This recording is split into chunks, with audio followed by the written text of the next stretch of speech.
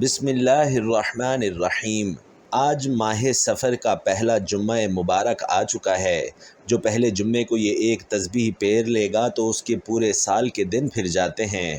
یہ ایک تسبیح آپ کے سارے نصیب کھول دیتی ہے، آپ کے پورے سال کا رزق باندھ دیتی ہے، سارے مقدر جگا دیتی ہے اور سارے قسمت کے تالے کھول دیتی ہے۔ ماہ محرم الحرام کا مہینہ دوستو ہم سے جدا ہو چکا، اور میرے وہ بھائی بہنیں جو محرم الحرام میں کوئی عمل نہ کر سکے، آج ماہ سفر کے پہلے جمعے کو صرف یہ ایک تسبیح پڑھ لیں۔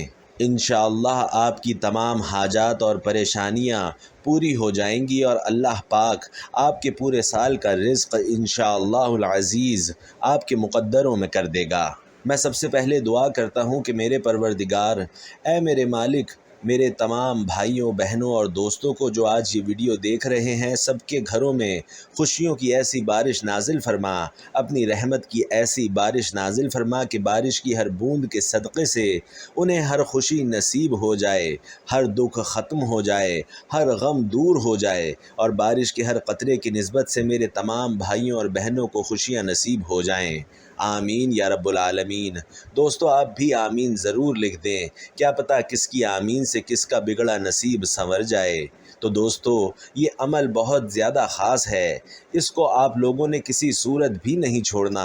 میرے بھائیوں اور بہنوں جب بھی پریشان ہوں، جب بھی مصیبت میں ہوں، تو اپنے دل کا حال ہر ایک کو مت سنایا کریں، کیونکہ یہاں تماشا بنتے دیر نہیں لگتی۔ جب بھی پریشان ہو، مصیبت آئے یا تکلیف آئے، اپنا ہر دکھ، اپنا ہر دکھڑا، اپنی ہر تکلیف صرف اللہ کے آگے رکھ دو، اسے اللہ سے بیان کر دو۔ اپنی ہر تکلیف کو دور کرنے کے لیے اپنے دل کا حال اپنے اللہ کو سناؤ۔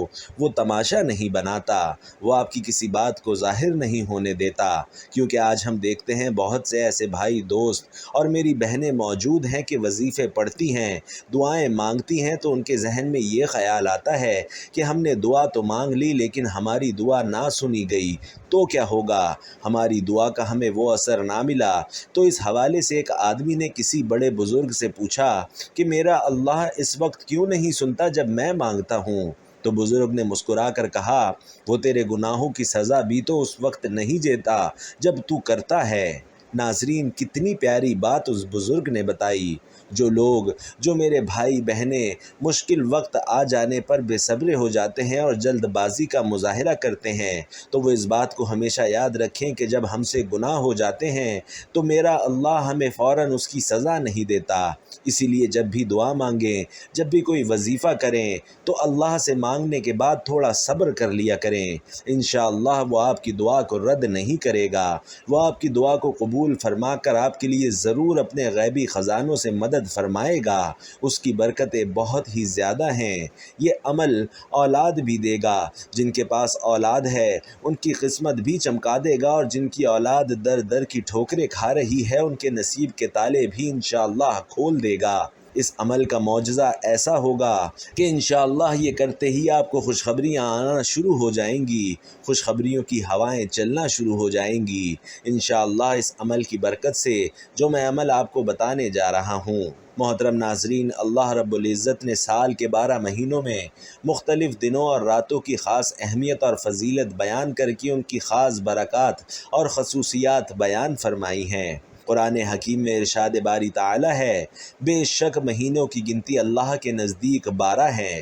اللہ کی کتاب میں جب سے اس نے آسمان اور زمین بنائے ان میں سے 4 حرمت والے ہیں۔ یہ سیدھا دین ہے، تو ان مہینوں میں اپنی جان پر ظلم نہ کرو اور مشرکوں سے ہر وقت لڑو جیسا وہ تم سے ہر وقت لڑتے ہیں، اور جان لو کہ اللہ تعالیٰ پرہیزگاروں کے ساتھ ہے۔ ناظرین ماہ سفر کے متعلق ایک بہت سی توہمات اور بدشگونیاں اور خود ساختہ حل بھی بتائے جاتے ہیں، مثلا اس ماہ میں شادی نہ کرنا، سفر نہ کرنا، کاروبار کا آغاز نہ کرنا وغیرہ، اس ماہ کو مردوں پر بھاری سمجھنا اور اس کی 13 تاریخ کو منحوس سمجھنا وغیرہ وغیرہ۔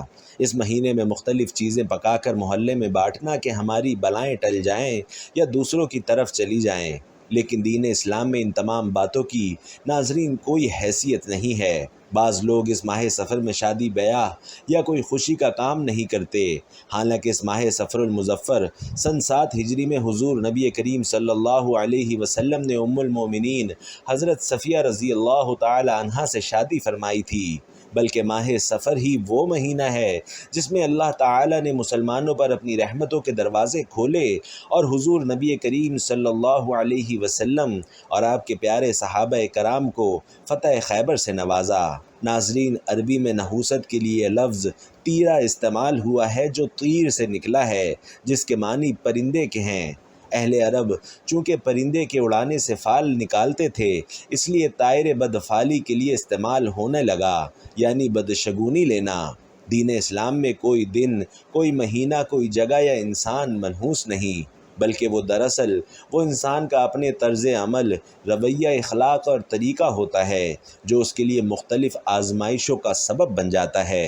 چنانچہ ارشاد باری تعالیٰ ہے کہ کوئی بھلائی جو تمہیں پہنچے تو وہ اللہ کی طرف سے ہے، اور کوئی برائی جو تمہیں پہنچے تو وہ تمہارے نفس کی طرف سے ہے۔ ایسا شخص جو بدشگون لیتا رہتا ہے، اس کے بارے میں حضور نبی کریم صلی اللہ علیہ وسلم نے ارشاد فرمایا کہ جو شخص کسی سے بدفعلی پکڑ کر اپنے مقصد سے لوٹ آیا، اس نے شرک کیا۔ صحابہ کرام نے عرض کیا، یا رسول اللہ، اس کا کفارہ کیا ہوگا؟ ارشاد فرمایا، وہ کہے، اے اللہ، تیری دی ہوئی بھلائی کے سوا کوئی بھلائی نہیں، اور تیری فال کے سوا کوئی فال نہیں، اور تیرے علاوہ کوئی معبود نہیں۔ دوستو، وساوس اور توہمات سے شیطان انسان کو شرک میں مبتلا کر کے اس کے اعمال ضائع کروا دیتا ہے۔ یہ توہمات اور بدشگونیاں انسان کو اندر سے کمزور بنا دیتی ہیں، اور اس کے برعکس اللہ تعالیٰ کی ذات پر پختہ یقین اور توکل انسان کو جرأت، بہادری اور اعتماد دیتا ہے، اسے جینے کا ڈھنگ سکھاتا ہے۔ چنانچہ ان توہمات اور بدشگونیوں سے دل کو پاک اور صاف رکھتے ہوئے اللہ تعالیٰ پر توکل کرتے ہوئے اپنا کام جاری رکھنا چاہیے۔ چنانچہ حضرت عبداللہ ابن مسعود رضی اللہ تعالی عنہ سے روایت ہے کہ حضور نبی کریم صلی اللہ علیہ وسلم نے فرمایا، بدشگونی شرک ہے، بدشگونی شرک ہے، بدشگونی شرک ہے۔ 3 بار ارشاد فرمایا، اور ہم میں سے کوئی ایسا نہیں مگر اسے وہم ہو جاتا ہے، لیکن اللہ تعالیٰ پر توکل کی وجہ سے اسے دور کر دیتا ہے۔ ناظرین، حضرت سیدنا ابو ہریرہ رضی اللہ تعالی عنہ سے روایت ہے کہ حضور علیہ الصلاۃ والسلام نے ارشاد فرمایا کہ مرض کا لگ جانا، نحوست اور الو اور سفر کچھ نہیں، اور جذامی سے اس طرح بچو جس طرح شیر سے بچتے ہو۔ اور سنن ابی داؤد میں حضرت سیدنا ابو ہریرہ سے روایت ہے کہ آپ صلی اللہ علیہ وسلم نے فرمایا، کوئی بیماری متعدی نہیں ہے، نہ الو کا نکلنا کچھ ہے، نہ کسی ستارے کی کوئی تاثیر ہے، اور نہ سفر کا مہینہ منحوس ہے۔ ناظرین، ماہ سفر کی بہت زیادہ فضیلت اور برکات بیان کی گئی ہیں۔ ماہ سفر کا لفظ کے معنی ہے خالی۔ بعض اہل لغت کا خیال ہے کہ اس ماہ اہل مکہ انسانی ضروریات پوری کرنے کے لیے مکہ مقدسہ سے باہر جاتے تھے، جس سے مکہ مکرمہ کا شہر خالی ہو جاتا تھا۔ اہل مکہ زمانہ اسلام سے قبل 4 مہینوں کا احترام کرتے تھے، ان میں کسی قسم کی لوٹ کھسوٹ، قتل و غارت سے پرہیز کرتے تھے۔ ان میں سے ایک مہینہ محرم الحرام کا ہے۔ اس ماہ کے اختتام پذیر ہوتے ہی وہ قبائل سے جنگ کے لیے گھروں سے نکل کھڑے ہوتے تھے، اور اسی مناسبت سے اس ماہ کو صفر کہا گیا ہے۔ اہل عرب نے اس ویرانی اور بربادی کی اصل وجہ کی طرف توجہ دینے اور اس سے کنارہ کشی کے بجائے اس ماہ کو ہی منحوس، بلاؤں اور مصیبتوں کا مہینہ قرار دے دیا۔ ان کے یہاں ماہ سفر میں 2 بڑی برائیاں تھیں۔ ایک، ماہ سفر کو اپنی جگہ سے آگے پیچھے کرنا۔ مشرکین حرمت والے مہینے کو مؤخر کرتے رہتے تھے۔ محرم حرمت والا مہینہ ہے، اس میں قتال حرام تھا۔ مشرکین عرب لوٹ مار اور قتل و غارت کرنے والے لوگ تھے۔ ذی القعدہ، ذی الحج اور ماہ محرم الحرام، یہ تینوں متواتر حرمت والے مہینے تھے۔ ان 3 مہینوں میں قتال سے صبر کرنا مشرکین عرب کے لیے بہت مشکل اور دشوار تھا۔ انہیں جب محرم کے مہینے میں کسی سے لڑنے کی ضرورت پیش آتی تو وہ محرم کے مہینے کو مؤخر قرار دے دیتے اور صفر کے مہینے کو محرم قرار دیتے اور اصل محرم کے مہینے میں قتال کرتے۔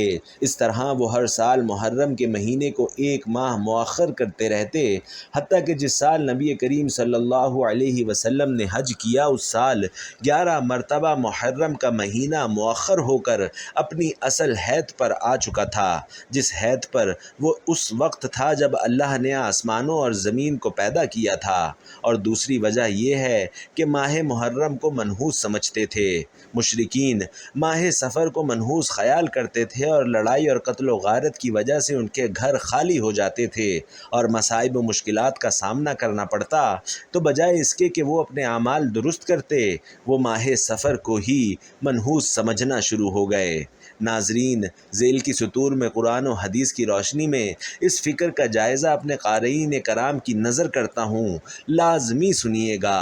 ارشاد باری تعالیٰ ہے کہ اے انسان، اپنی تربیت یوں کر کہ جب تجھے کوئی بھلائی پہنچے تو سمجھ کہ وہ اللہ کی طرف سے ہے، اسے اپنے حسن تدبیر کی طرف منسوب نہ کر، اور جب تجھے کوئی برائی پہنچے تو سمجھ کہ وہ تیری اپنی طرف سے ہے، یعنی اسے اپنی خرابی نفس کی طرف منسوب کر۔ اور اے محبوب صلی اللہ علیہ وسلم، ہم نے آپ کو تمام انسانوں کے لیے رحمت بنا کر بھیجا، ہم نے آپ کو تمام انسانوں کے لیے رسول بنا کر بھیجا ہے، اور آپ کی رسالت پر اللہ گواہی میں کافی ہے۔ ارشاد فرمایا کہ بے شک اللہ کے نزدیک مہینوں کی گنتی اللہ کی کتاب میں 12 مہینے ہیں، جس دن سے اس نے آسمانوں اور زمین کو پیدا فرمایا تھا۔ ان میں سے 4 مہینے رجب، ذی القعدہ، ذی الحج اور محرم حرمت والے ہیں۔ یہی سیدھا دین ہے، سو تم ان مہینوں میں از خود جنگ و قتال میں ملوث ہو کر اپنی جانوں پر ظلم نہ کرنا، اور تم بھی تمام مشرکین سے اسی طرح جوابی جنگ کیا کرو جس طرح وہ سب اکٹھے ہو کر تم سب پر جنگ مسلط کرتے ہیں، اور جان لو کہ بے شک اللہ پرہیزگاروں کے ساتھ ہے۔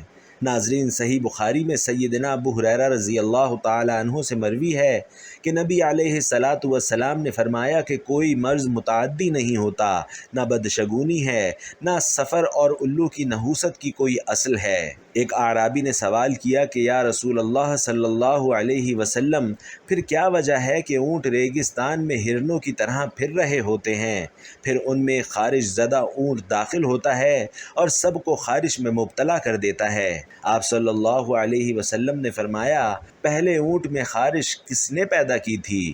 ماہ سفر میں اللہ تعالی نے رسول اللہ صلی اللہ علیہ وسلم کے اصحاب سیدنا علی المرتضیٰ کرم اللہ وجہہ کے ہاتھ پر فتح خیبر عطا فرمائی۔ اسی مہینے میں سیف من سیوف اللہ سیدنا خالد بن ولید، سیدنا عمر بن عاص اور سیدنا عثمان بن طلحہ رضی اللہ تعالی عنہ نے بارگاہ رسالت صلی اللہ علیہ وسلم میں حاضر ہو کر اسلام قبول کیا۔ اسی سفر کے مہینے میں شہر مدائن، جس میں کسریٰ کا محل تھا، کی فتح ہوئی، اور اسی مہینے میں امیر المومنین سیدنا عمر فاروق رضی اللہ تعالی عنہ کے دور خلافت 16 ہجری میں سیدنا سعد بن ابی وقاص رضی اللہ تعالی عنہ نے ایوان محل کسریٰ میں جمعہ کی نماز ادا کی۔ اور ناظرین، یہ پہلا جمعہ تھا جو عراق کی مملکت میں پڑھا گیا۔ سفر المظفر کے مہینے میں 11 ہجری میں ہی جھوٹی نبوت کے دعوے دار اسود عنسی کذاب سے مسلمانوں نے نجات پائی۔ ناظرین، ان اہم تاریخی واقعات کے علاوہ متعدد جلیل القدر صحابہ، تابعین اور اولیاء امت کے ایام وصال اس ماہ مبارک میں ہیں۔ المختصر، جو قومیں دین فطرت اسلام سے آراز کرتی ہیں وہ اسی قدر بدشگونیوں کا شکار ہو جاتی ہیں۔ ناظرین، یہ انسان کو اندر سے کمزور کر دیتی ہیں۔ اس کے برعکس اللہ تعالیٰ کی ذات پر کامل یقین انسان کو مضبوط اور مستحکم بنا دیتا ہے۔ پھر انسان کسی دن یا مہینے کو منحوس نہیں سمجھتا، بلکہ ہر خیر و شر کا اللہ کی طرف سے ہونے کا یقین رکھتا ہے۔ اس ماہ میں دیگر مہینوں کی طرح درود پاک کی کثرت کی جائے، نماز پنجگانہ کے ساتھ ساتھ نوافل کا اہتمام کیا جائے اور وظائف کیے جائیں۔ اللہ تعالی ہمیں اسلام کی حقیقی تعلیمات پر عمل پیرا ہونے کی توفیق عطا فرمائے، آمین۔ ناظرین اب چلتے ہیں وظیفے کی جانب۔ جو وظیفہ میں آپ کو بتانے جا رہا ہوں اس کو بڑے غور سے سنیں، بڑی توجہ سے سنیں۔ ایک تسبیح آپ نے اپنے ہاتھ میں پکڑ لینی ہے اور تسبیح کو سیدھے ہاتھ میں پکڑ کر کسی بھی وقت آپ لوگ یہ عمل کر سکتے ہیں۔ تسبیح کے ہر دانے کے اوپر آپ نے یہ عمل پڑھنا ہے۔ بسم اللہ الرحمن الرحیم، یا مالک الحق یا ذو الجلال والاکرام۔ اول و آخر درود پاک لازمی پڑھنا ہے۔ درود پاک پڑھنے کے بعد آپ نے تسبیح کے پہلے دانے پر انگلی رکھیں اور پڑھیں بسم اللہ الرحمن الرحیم، یا مالک الحق یا ذو الجلال والاکرام۔ پھر دوسرے دانے پر ہاتھ رکھ کر پڑھیں بسم اللہ الرحمن الرحیم، یا مالک الحق یا ذو الجلال والاکرام۔ ناظرین یہ عمل بہت ہی زیادہ مجرب عمل ہے۔ میں آپ کو اس کا ایک چھوٹا سا واقعہ سنا دوں کہ دروازے پر ایک فقیر نے صدا لگائی، کچھ مانگنے کے لیے آیا تو گھر والی باہر آئی اور آٹا لے کر کھڑی ہو گئی۔ فقیر کی نگاہ جب اندر صحن پر پڑھی تو دیکھا کہ ہر طرف لڑکیاں ہی لڑکیاں نظر آئیں۔ فقیر نے آٹا لے لیا اور دعا دی۔ اس کے بعد پوچھا بہن یہ تمام بچیاں آپ کی ہیں؟ تو اس عورت نے جواب دیا ہاں بھائی، مجھ غریب کی 9 بیٹیاں ہیں، بیٹے کے لیے ترس رہی ہوں، کوئی ڈاکٹر حکیم پیر نہیں چھوڑا، وظیفے کیے، مزاروں پر حاضری دی، اللہ تعالیٰ سے بیٹا مانگا لیکن ہر بار بیٹی کی آس لگی رہتی تھی، بیٹے کی آس پر حمل ہو جاتا ہے مگر بیٹا پیدا نہیں ہوتا، ہر دفعہ امید ہوتی ہے شاید اس دفعہ اللہ تعالیٰ بیٹا عنایت کر دے لیکن نہیں ہو پاتا، 9 بیٹیوں کا منہ دیکھ لیا اور اب تو تھک چکی ہوں، مجبوراً اللہ کی رضا پر راضی ہو گئی ہوں، سوچ لیا ہے کہ میرے نصیب میں بیٹا نہیں ہے۔ یہ باتیں سن کر وہ فقیر بولا نہیں نہیں میری بہن، اللہ سے نا امید نہیں ہوتے، خدا بندہ کریم ضرور تمہیں بیٹا دے گا، تم مایوس نہ ہو۔ عورت کے ہونٹوں پر بے بسی میں ڈوبی مسکراہٹ آ گئی اور کہنے لگی کہ اب میں مزید رزق نہیں لے سکتی، میں امید چھوڑ چکی ہوں۔ فقیر مسکرایا اور بولا تم نے بہت وظیفے کیے، علاج وغیرہ کیے، لیکن آج اپنے اس فقیر بابے سے یہ وظیفہ لے لو، انشاءاللہ پھر جب میں آؤں گا تو یقیناً تیری گود میں بیٹا ہوگا۔ بابا جی نے دعا کے لیے ہاتھ اٹھائے اور کافی دیر تک دعا کرتے رہے، پھر وظیفہ بتایا۔ عورت نے یقین کر کے خلوص دل سے وظیفہ کیا اور اللہ کی مہربانی سے ٹھیک 9 ماہ بعد اللہ نے اسے صحت مند بیٹا عطا فرما دیا۔ فقیر بابا نے کہا تھا کہ یہ بہت ہی لاجواب عمل ہے، ہر مشکل کے لیے پڑھا جا سکتا ہے، ہر پریشانی کے وقت پڑھا جا سکتا ہے، اولاد کے علاوہ بھی اس کو جس مقصد کے لیے پڑھا جائے تو اس میں کامیابی ملتی ہے، اس مقصد میں بندے کی قسمت کھل جاتی ہے۔ ناظرین آج یہ عمل میں اپنے تمام بھائیوں بہنوں کے ساتھ شیئر کر رہا ہوں جو میں نے ابھی آپ کو بتایا، جو زندگی کی کسی بھی پریشانی میں مبتلا ہیں، زندگی کی جس خطرناک تکلیفوں کا سامنا کر رہے ہیں، کوئی مقصد پورا نہیں ہو رہا، پورا سال پریشانیوں میں، غربت تنگ دستی میں گزر جاتا ہے، اسی آس پر بیٹھے رہتے ہیں کہ کبھی تو نصیب کھلے گا، کبھی تو مقدر کا ستارہ چمکے گا، کبھی تو زندگی میں سکھ آئے گا اور اپنے نصیب کو لے کر خوشی ملے گی۔ میرے بھائیوں اور میری بہنوں، اگر آپ پورے یقین کے ساتھ اللہ کی ذات پر بھروسہ رکھتے ہوئے آج کا یہ عمل جو میں نے بتایا ہے بسم اللہ الرحمن الرحیم، یا مالک الحق یا ذو الجلال والاکرام، اس کی ایک تسبیح پڑھ لیتے ہیں تو یقین مانو 24 گھنٹے کے اندر اندر اللہ تعالیٰ کے فضل و کرم سے انشاءاللہ رزق کی تمام بندشیں بھی ٹوٹ جائیں گی، رزق آنا شروع ہو جائے گا، برکت ہونا شروع ہو جائے گی، بے اولادی کا مسئلہ حل ہو جائے گا، جو بیٹا چاہتا ہے اسے بیٹا مل جائے گا، جو نوکری چاہتا ہے اسے انشاءاللہ نوکری مل جائے گی۔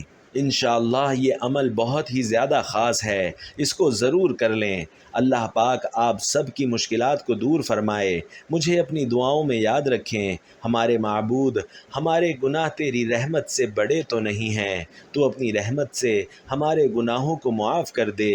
اے اللہ پاک ہمیں گمراہی کے راستے سے ہٹا کر صراط المستقیم کے راستے پر چلنے والا بنا دے۔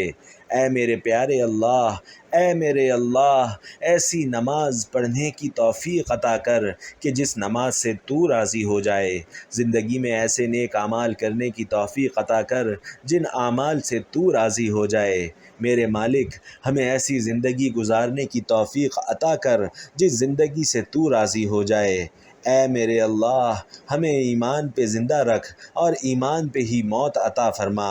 اے اللہ ہمیں تیرے احکام کی فرما برداری کرنے والا بنا دے اور تیرے پیارے حبیب محمد الرسول اللہ صلی اللہ علیہ وسلم کے نیک اور پاکیزہ آداب کو اپنانے والا بنا دے۔ اے اللہ ہماری پریشانیوں کو دور کر دے۔ اے اللہ جو بیمار ہیں انہیں شفائے کاملہ عطا فرما۔ اے اللہ جو بے اولاد ہیں انہیں اپنے خزانوں میں سے نیک اور صالح اولاد عطا فرما۔ اے میرے مالک جن کے جو کام رکے ہوئے ہیں وہ پورے کر دے۔ اے اللہ بچھڑے ہوئوں کو ملا دے۔ اے اللہ شادی شدہ جوڑوں میں محبت اور خلوص پیدا کر دے اور ان کی زندگیوں میں برکت ڈال دے۔ اے اللہ تمام لڑکے اور لڑکیوں کے نصیب اچھے کر دے۔ اے اللہ جو قرض کے بوجھ تلے دبے ہوئے ہیں ان کا قرض جلد سے جلد ادا کروا دے۔ اے رب العزت شیطان سے ہماری حفاظت فرما۔ اے اللہ حلال رزق کمانے کی توفیق عطا فرما۔ اے اللہ حضور نبی کریم صلی اللہ علیہ وسلم نے جن جن خیر کی تجھ سے دعا کی ہے ان میں ہمارا بھی حصہ شامل فرما، اور جن جن شرور سے میرے نبی کریم صلی اللہ علیہ وسلم نے پناہ مانگی ہے ان سے ہمیں بھی پناہ عطا فرما۔ آمین یا رب العالمین۔ آپ لوگ بھی کمنٹ باکس میں اس خوبصورت دعا پر آمین ضرور لکھ دیجئے۔ اللہ ہم سب کا حامی و ناصر ہو، آمین۔